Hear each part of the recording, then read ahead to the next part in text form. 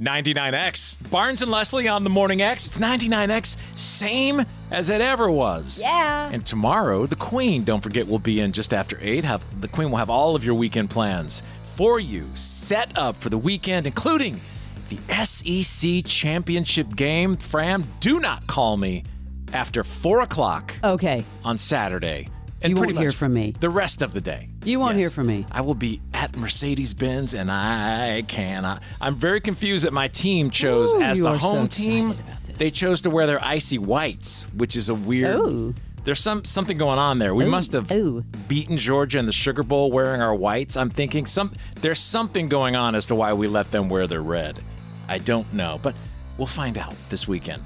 Right now, we must sleaze. It's presented by McDonald's. Best part about working at McDonald's, it's the people. Congratulations to Kerry Washington landing on the Hollywood Walk of Fame. Honored Monday, the 2,796th star on the Hollywood Walk of Fame. She's had an incredible career. Think about even Scandal and how big that was. You know you have to pay like $10,000 to get that thing? Yeah, you told me that, and I was like, had no idea. I thought they just, one day your phone rang and you get it. No, I guess not. You got to stroke a check. You know how excited I am about award season? Yeah.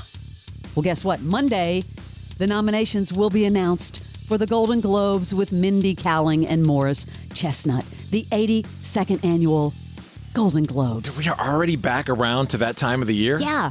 And guess what? They've announced that Ted Danson will get the 2025 Carol Burnett Award. Think about all his long-running TV shows. Cheers, Becker, CSI, The Good Place. And currently, he's got this huge hit on Netflix, A Man on the Inside. Help me understand that. What is that show about? Because it's getting killer reviews. Okay, here's what it's about. And it kind of reminds me of Only Murders in the Building. A retired professor, he's an older gent, gets a new lease on life when a private investigator hires him to go undercover inside a retirement home. So he's a PI in a retirement home. That just doesn't sound inviting to me. But guess what? What? I mean, they're saying it's I have a stat here in a second. People are saying it's one of the best new shows ever. I know. That's what I'm saying. Critically, across the board. Now, mind you, I'm on the same network, Netflix, but I'm watching Later Daters right now, which is people dating in their 50s, 60s, and 70s on Netflix. And it's shot in Atlanta. And they go out to a lot of restaurants you would recognize. I keep it high. Keep it high. Holiday season, I'm all about holiday movies. And one of the classics, and you probably don't know this, but your wife would, The Holiday from 2006 with Jude Law, Kate Winslet, Cameron Diaz, Jack Black. Yeah.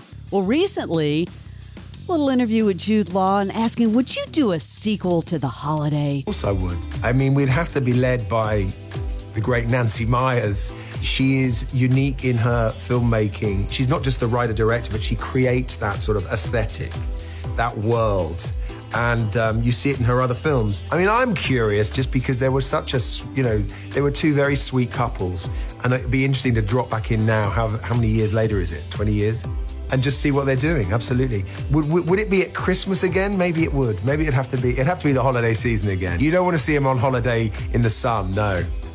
Seems to be like a Jude Law resurgence, Barnes, because now he's everywhere and he looks phenomenal. He's even entering the Star Wars universe.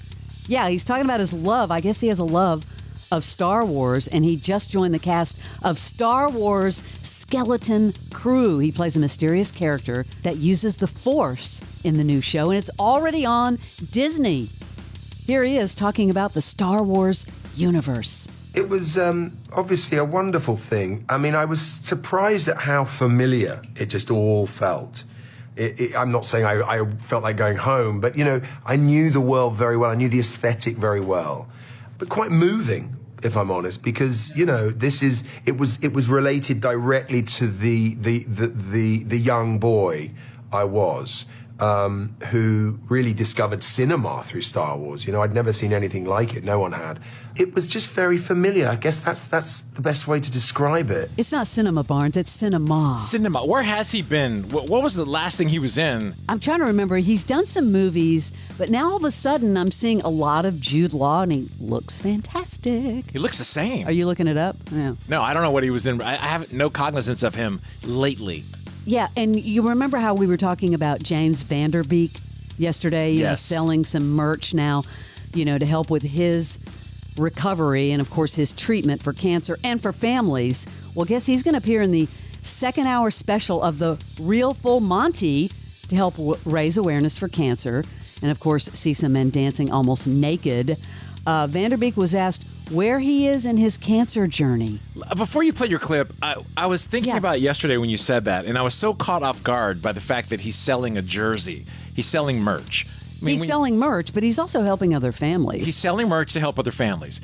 I guess my confusion with that was that is such a small amount of money, both for him or other people that are fighting cancer, because we all know cancer sucks and it's expensive. Even the autographed ones, you're not making like thousands and thousands, I don't think. So why would he get rid of that? He's obviously hung on to it this long. I don't know. Why has no one set up a GoFundMe or something like that? I mean, look what Matthew Sweet, they thought they were going to get like $40,000, and they're already over $500,000. And why do I feel like there are going to be, you know, quietly some other actors that help him?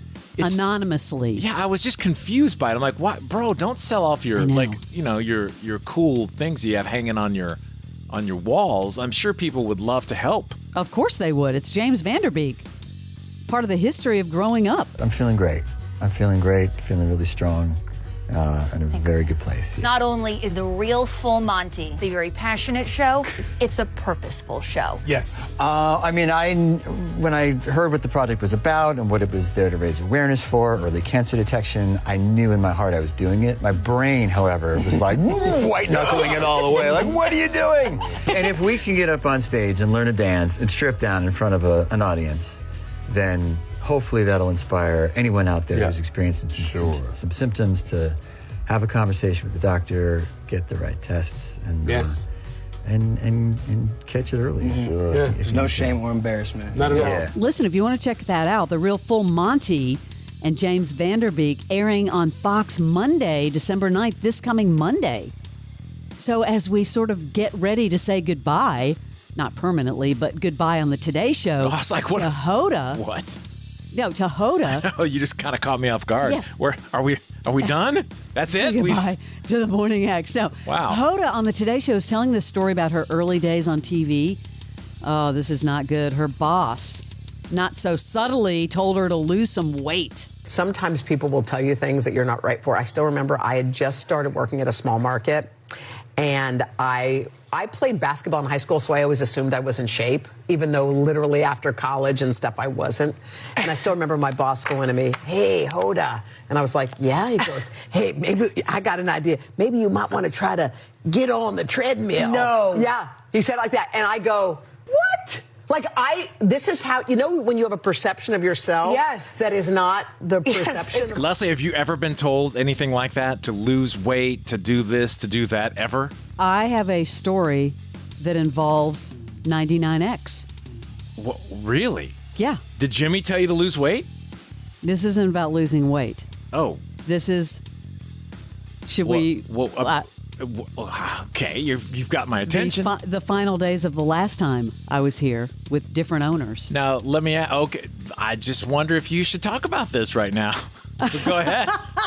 I think I know where you're going, but hey, if you want different owners, we have great owners now. Carry on. But in the final year, it was not so pleasant at all.